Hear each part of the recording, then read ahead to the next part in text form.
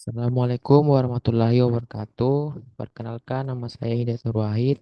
Di sini saya akan menjelaskan tugas latihan 1337 sampai latihan 1339. Baiklah, soal yang pertama itu tentang Blessingham Company, yaitu soalnya haruskah Blessingham Company membuat atau membeli suku cadang Q108?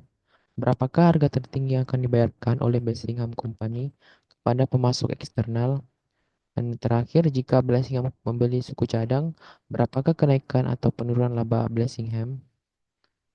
Adapun jawabannya, Blessingham Company lebih baik membeli suku cadang Q108 karena hanya akan menghabiskan total biaya sebesar $385.000.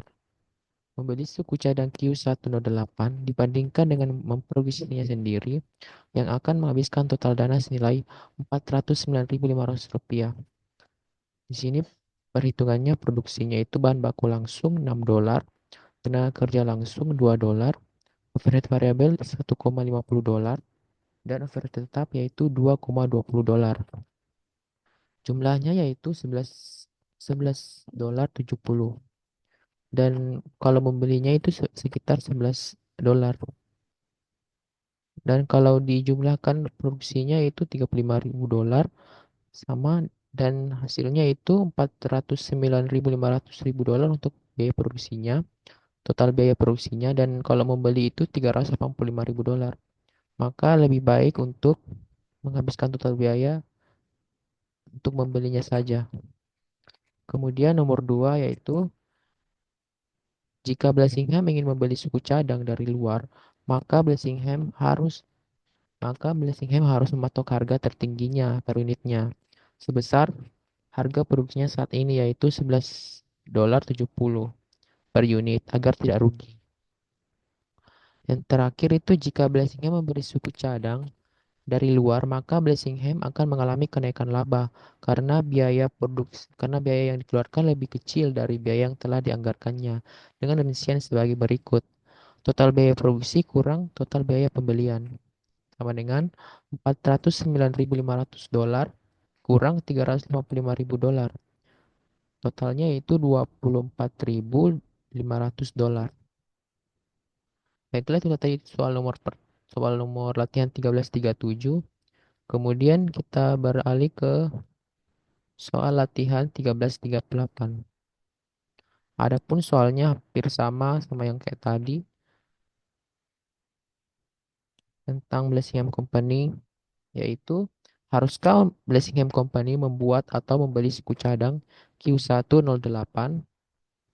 Jawabannya yaitu Blessingham Company lebih baik tidak membeli dan membuat suku cadang Q108 sendiri karena hanya akan menghabiskan total biaya sebesar $332.500 dibandingkan dengan membeli dari pihak eksternal yang akan menghabiskan total dana sebesar $385.000. Soal nomor 2, berapakah harga tertinggi yang akan dibayarkan oleh Blessingham Company kepada pemasok eksternal?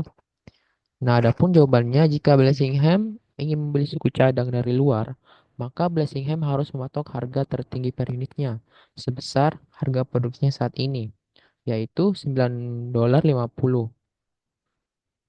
per unit agar tidak rugi.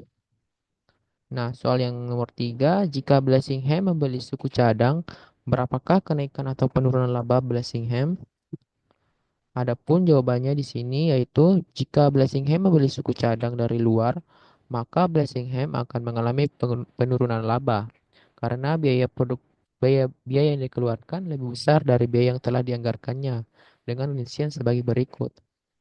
Total biaya produksi dikurang total biaya pembelian sama dengan $332.500 total biaya produksi kurang total biaya pembelian sebesar $385.000. Hasilnya minus atau rugi $52.500.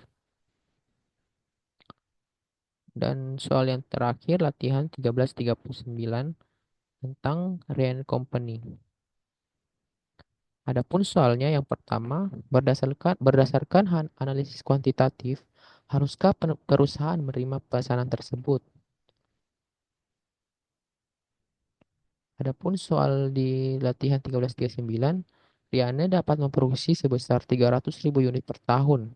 Namun karena industri lampu sedang suram, Riane hanya menganggarkan produksi senilai 180.000 dolar di tahun depan. Riane juga memiliki biaya tetap penjualan sebesar 500.000 dolar per tahun dan biaya penjualan variabel senilai 1 dolar per unit. Pada awal tahun depan, terdapat customer luar menawarkan pembelian lampu sebesar 100.000 unit pada harga 7 dolar per unit. Selain itu, kos menanggung biaya ongkir yang secara tidak langsung menghilangkan biaya variabel. Nah, jawabannya yaitu yang pertama, tidak, karena jika perusahaan menerima pesanan tersebut dan memprosesnya sesuai dengan harga permintaannya, maka laba operasi akan menurun sebesar minus 142.200 dolar dalam kurung 0,79 dolar kali 180.000 unit akibat dari pesanan khusus yang akan hanya menutupi biaya variabel tanpa memberikan kontribusi positif terhadap laba operasi. Soal yang kedua, tentang apakah faktor-faktor kualitatif yang mungkin mempengaruhi keputusan. Mengasumsikan bahwa tidak ada lagi pesanan yang akan diharapkan di luar bisnis reguler dan pesanan khusus. Adapun faktor-faktor kualitatif yang mempengaruhi keputusan, yang pertama ada risiko kerugian jangka panjang. Jika pelanggan lain mengetahui bahwa barusan menerima pesanan dengan harga lebih rendah, mereka mungkin juga akan menuntut diskon serupa di masa depan yang dapat merugikan bisnis secara jangka panjang. Kedua, gangguan terhadap efisiensi operasional. Jika memprioritaskan pesanan khusus dapat mengalihkan fokus dari produksi reguler dan mengurangi efisiensi pabrik. Yang ketiga, dampak pada struktur biaya tetap. Pesanan ini tidak cukup untuk menutupi biaya tetap secara signifikan. Jika kondisi pasar tetap suram, risiko ketidakstabilan keuangan meningkat.